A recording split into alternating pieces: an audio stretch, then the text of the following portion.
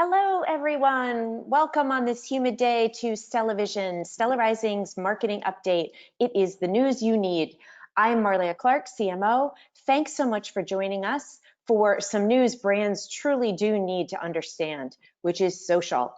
The summer of 2020 has been, to put it charitably, an incredible time, and perhaps nothing reflects this volatility more than the social media environment.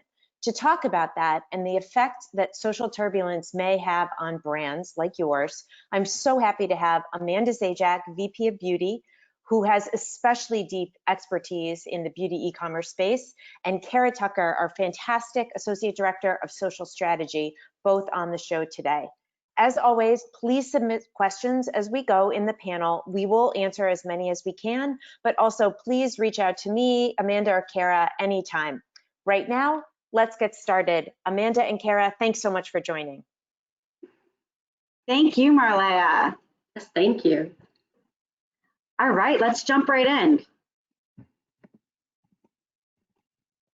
Here we go. All right, today's conversation couldn't be more timely given the current situation we are facing.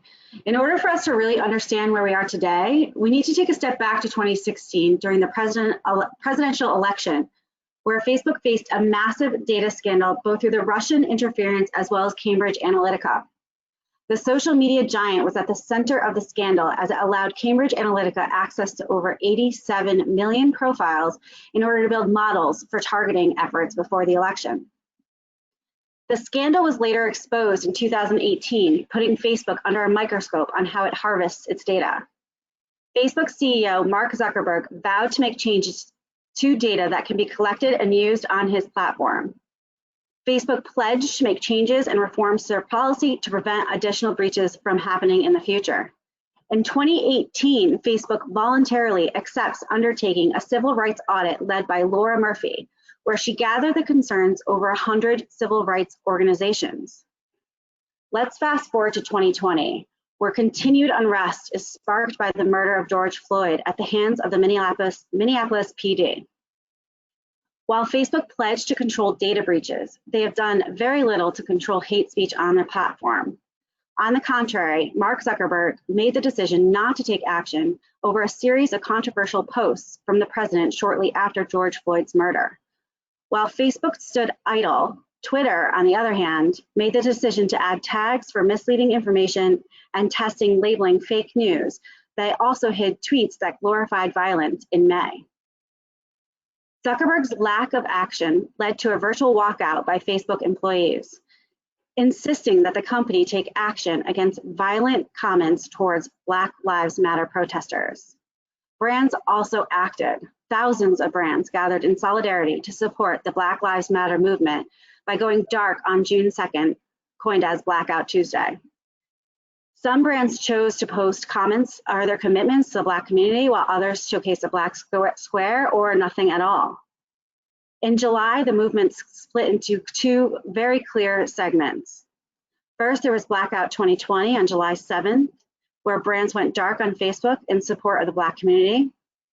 This movement mostly focuses on human interest stories and notes how to support your local Black-owned businesses. The second segment, Stop Hate for Profit, rallied behind going dark on the platform for the full month of July, perhaps even longer, to take a stand against Facebook's lack of accountability on their platform against hate speech and misinformation that rapidly spreads. The founders and the brands rallying behind this movement will more than likely continue pressing forward, perhaps even past July and as long as it takes, until Facebook makes the very much needed changes to prevent the toxic spread on their platform. So that's the history. Now that we have that and where we stand today, I'm going to pass it over to my colleague Kara to discuss why this matters and what you can do as a brand. Thank you so much, Amanda. Looking at the scale of what happens on Facebook is different from looking at any other social platform, simply because of the number of people that you reach when you're on Facebook. Over 3 billion people are using Facebook apps each month, and Facebook isn't just Facebook, right? It's Facebook, it's Instagram, it's WhatsApp, their entire suite of products. So more than 3 billion people are involved in any decisions that happen on the platform. On Facebook itself, we're looking at 175.4 million users in 2020. That's more than half the population almost 40% of the population is on Instagram. And of course, all of this combines for a lot of ad revenue.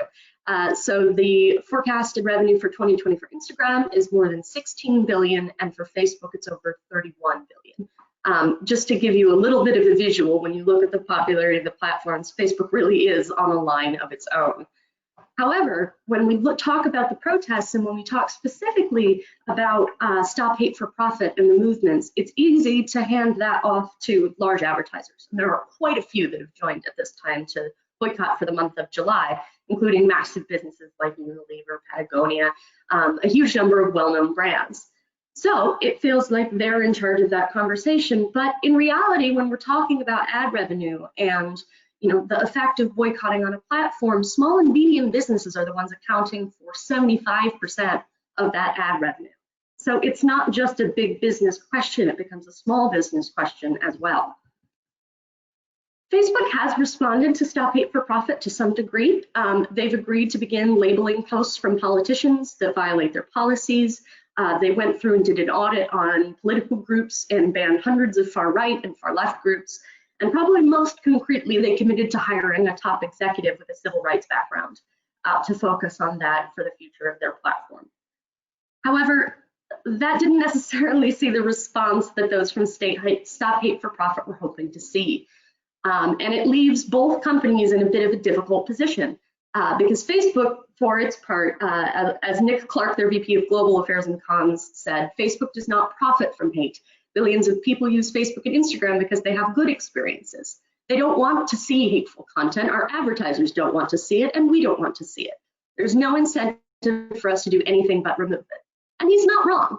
However, the concrete changes that Stop Hate for Profit has been asking for are a lot more aggressive and a lot more to do with the structure of how news is handled on the platform itself. And on July 7th, during this, the day after which the self-packaged audit would come out, and during which businesses were closed down or doing Blackout Tuesday in support of the Black community, the team from Stop Hate for Profit were also meeting with Facebook to ask about their changes that they've requested. They weren't content with the response. And that means that coming out of Blackout Tuesday, a lot of brands that were not quite decided one way or the other on whether to participate in these boycotts to make a statement socially, to make a statement politically, and to remove that ad revenue from Facebook and Instagram and place their money elsewhere, came out of a day they knew they wanted to support on Blackout Tuesday, unsure if they should step in to Stop Hate for Profit and remain off for the month of July. Once this meeting happened, though, it became abundantly clear that any issues weren't going to be resolved right now, and they're not in all likelihood going to be resolved before the end of July. So if a boycott is happening for the month, and your brand is considering it, that's one set of questions, but there's also a consideration going forward that what happens if this carries on beyond August? What happens if this rolls into the fall? So we want to look at the entirety of Q3 with brands and platforms, especially small businesses, because this is a particularly difficult position to be in as a small and medium business-sized brand. A lot of D2C businesses, especially since the pandemic started, has relied heavily on Facebook and Instagram for revenue.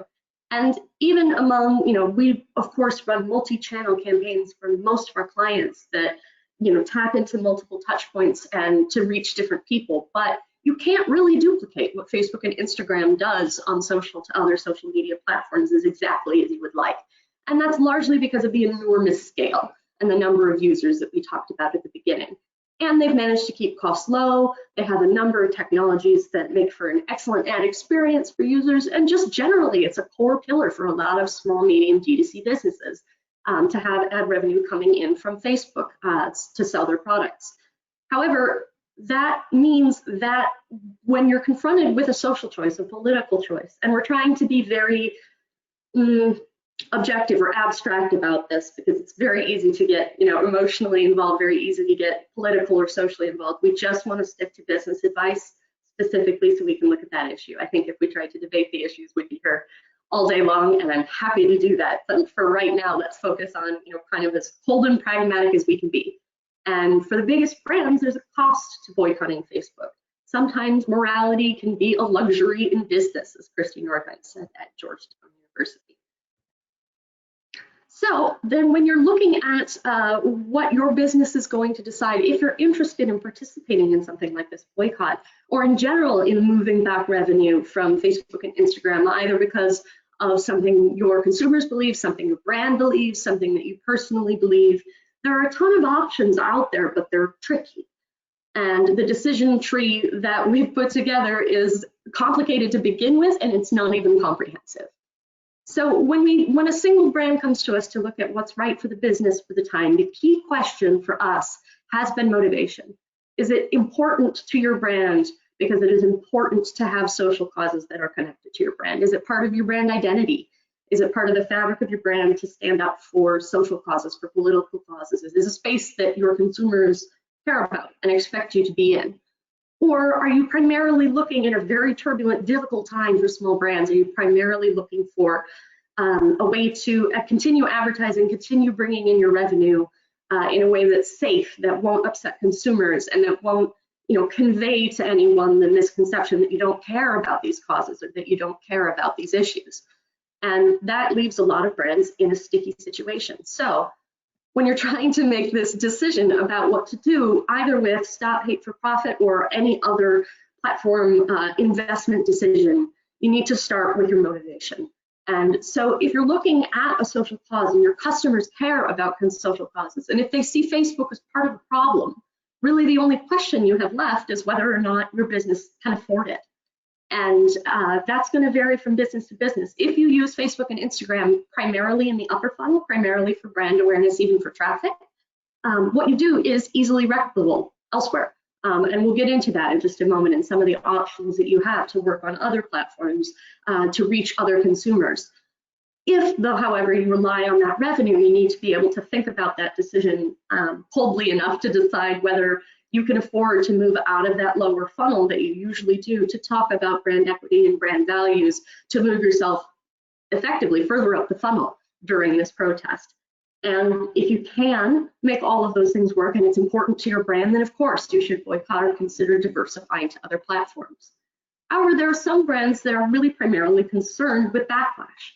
And the good part of this is that when we saw the blackout days that Amanda mentioned in the beginning, both the one in June and July, brands were criticized if they spoke up but didn't actually commit to some sort of actionable change. Lip service is no longer enough, and social audiences, whether they know the business already or not, are very open to expressing that.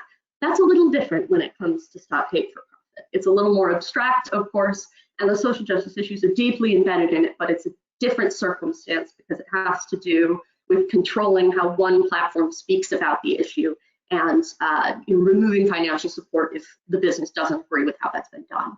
So all of that to say is that most consumers at this stage would rather see positive action from the brand on social and social justice, racist, racial problems, political problems. All of those things aren't necessarily only tied to this Stop Hate for Profit movement. If there are other things your brand is doing, committing to changing the diversity within its hiring practices, within the brand ownership of the products you carry on your shelves, if they're major donations, there are things that businesses can do to support these causes that don't necessarily mean you end up boycotting. And if you have those, and if those are important to your brand, again, you're going to want to be ready to talk to those points because no matter what you decide, boycott or not, this is an important time to be able to talk to your consumers and to engage on things that are important to you. So making sure that you're ready to speak to it. And in that case, the platform is perfectly safe to use. We haven't seen any examples right now of brands that get heat simply for advertising on Facebook and Instagram over the course of July. The attention seems to be a lot broader about what a brand can do for the community. So if we're looking to this specific issue about keeping revenue away from Facebook and Instagram because of their social decisions recently, there are other considerations. Of course, the main one, like we mentioned, is whether those core values matter to your brand. But we also have a number of clients where it's important, regardless of the brand image, very important to the leadership and the people who make the decisions at the top of any given brand. And if your leadership is not interested in investing in Facebook and Instagram right now, the next question is, okay, well, if that's happening, what can I maintain and where do I go? And so looking to other platforms to find your consumers. If there's nowhere else that has the sort of support that Facebook and Instagram does, if you can't find your audience on Snapchat, then there needs to be a serious consideration to at least keep the lights on Facebook and Instagram in order not to damage your business.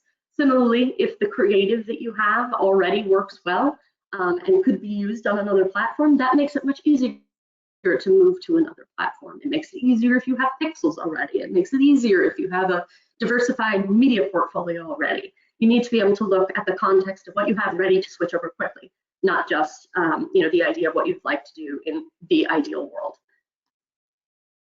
All of that is to say that there are a lot of choices facing brands, and that you won't always necessarily be sure which is the right thing to do in this particular moment, but I think positive change is going to be the most important thing to consumers who are looking at these kinds of decisions, who are trying to decide what the best fiscal investment is right now, in addition to standing for something that the brand believes in. All that to say, there are other options out there. Facebook and Instagram, of course, aren't the only names in the game. They just have this enormous reach and scale potential that you don't see on other social platforms. So if brands decide to participate in this boycott, where should they look to invest? We'll run quickly through the top platforms we would recommend and what we recommend them for. So Twitter, for example, right now is a wonderful place for conversation. It always is. But especially right now, if you're making these choices for your brand because you want CARE to speak out about these issues, Twitter's the natural place to go because it's a conversational platform. It gives you an audience where the intent is to converse with consumers directly. And from an ad perspective, if you're advertising on the platform to connect with them in that way, the platform's very good at driving traffic and awareness. However, they don't have a conversion sales offering at this time. You can link to your site, but that's kind of where it is. So we wouldn't recommend it as an e-commerce replacement, but it is an excellent platform with 47.4 million users who are interested and ready to talk with your brand. And so if making that conversation happen right now is a major goal, then moving your advertising to Twitter may be a natural extension. Snapchat is its own little beast and was the TikTok a few years ago that TikTok has now replaced, in that it was seen very much as where the young people were and kind of a Wild West situation. It's no longer like that. And it's actually something that I run into with my clients a lot. To me, Snapchat is the strongest e-commerce platform outside of Facebook and Instagram for most small and medium-sized D2C businesses. It has a very strong e-com offering. Even to older audiences. Most people think of Snapchat as young, and while their base does skew younger, that doesn't mean they don't have older users, and those users tend to actually be over-engaged and over-committed into above average responses to advertising because people don't speak to them as much. Moreover, Snapchat, when they launched their ads, made a concerted effort to ensure that their ad products felt and looked and worked smoothly and similarly to the way that Facebook and Instagram products do. So if you have creative that's ready for Instagram stories, you have a Snapchat app. And moreover, the platform offers a bunch of behavioral targeting and prospecting opportunities that are unique to the platform. There are some really great targeting abilities for new customers in particular that I would recommend checking Snapchat out for. That again, your limitation here is not the power of e-commerce platform, because I've seen really excellent results on sales from Snapchat. It's balancing scale. That if you're looking at Twitter and Snapchat, you'll probably need to do a little of both if you have a substantial Facebook and Instagram budget to start with. The next sort of surprising e-com option being Pinterest. Their e-com options have expanded significantly. It's still one of the fastest growing platforms. And we work, of course, as Marlea mentioned, specifically on skincare and beauty, looking at women in a demographic somewhere between their 20s and their upper 50s. And Pinterest reaches 83% of those women. So if your demographic lines up with Pinterest, once again, it really gives you an excellent e-commerce opportunity. And it becomes a matter of keeping that investment small enough to allow your return to be strong. And it's a platform that responds really well to custom material, but it also responds well to educational material and specifically video, which we always recommend for our Facebook, Instagram clients to use 1x1 square video under 20 seconds in length. And that can be repurposed directly to Facebook. They call it max width. And it's their only ad product that runs across the whole of someone's mobile feed, and it's the only video, the only movement that autoplays on the platform. So again, there's a very good exposure opportunity right there, using assets that you may already have. And when you want to extend that and hoping to on the platform, there is an opportunity for that in combination with everything else we're discussing. And of course, TikTok. Everyone asks about TikTok right now. It's got 52.2 million unique US users, 12 million of which were added in March during quarantine. TikTok has absolutely exploded. If you have a young teen or anyone in that age range, you've probably seen them on TikTok for hours at a time.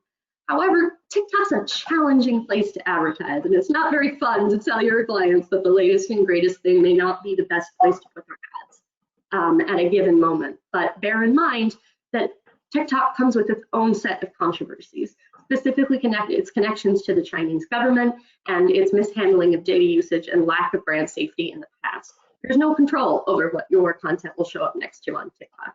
And there's no guarantee that that data is trustworthy, perhaps is the word. You're trading one set of controversies for another if you're using paid advertising on TikTok right now. However, it does offer a huge organic opportunity, and it suits itself very well to brand awareness plays, engaging with real people in a time where we're all kind of trapped inside. That's part of why TikTok has taken off so well, is that it's a new way to connect when there's not, when we can't just go outside and talk to each other in kind of the way that we used to. So there's a lot of opportunity to really make a splash on TikTok, but we wouldn't recommend putting paid support behind it. So if you have business time and energy and revenue that you would have put in to creating ads for Facebook and Instagram that can instead go to a creative project on TikTok to support them organically, it might be a great chance and a great moment to seize when you can focus on it right now, to make something and try TikTok out organically. And I'll pass it back to Amanda to tie all of this together. All right, so in conclusion, what we are trying to convey is that you really need to be true to your brand on the decisions that you make and how you want to advertise in the platforms that you want to invest in. Once you do that and you decide whether or not you're going to shift off or pause on Facebook and Instagram, you need to recognize that the media's decisions that you make have trade-offs. I think Kara did an excellent job at really outlining, the values and what each of the platforms can do for your brand. So recognize that and accept that and be able to have those conversations with leadership teams that you might not get the same efficiencies in your media spend on these new additional platforms. You might take a slight hit on your return on investment or your overall revenue, but allow these platforms to build up over time and really start, generating that revenue that you need, especially when you start looking at Pinterest or at Snapchat, which do have some really incredible e-commerce opportunities for our brands. Oh, that is great. That was so much. I'm ready to go down the TikTok hole, I have to say, to everyone. I know, Kara, you're right that the demo is young teenagers, but I have a young teenager, and consequently, I'm there too. And once you start, it's hard to stop. But really, all points so well taken for brands. We did get a lot of questions, so I'm going to take two for right now, and we'll try to follow up with everyone who submitted questions. I'm going to start with one for Amanda. So this, I think it's such a great question. If I have a DTC brand, Amanda, what are the top 2 channels you would consider and why right at this moment in time?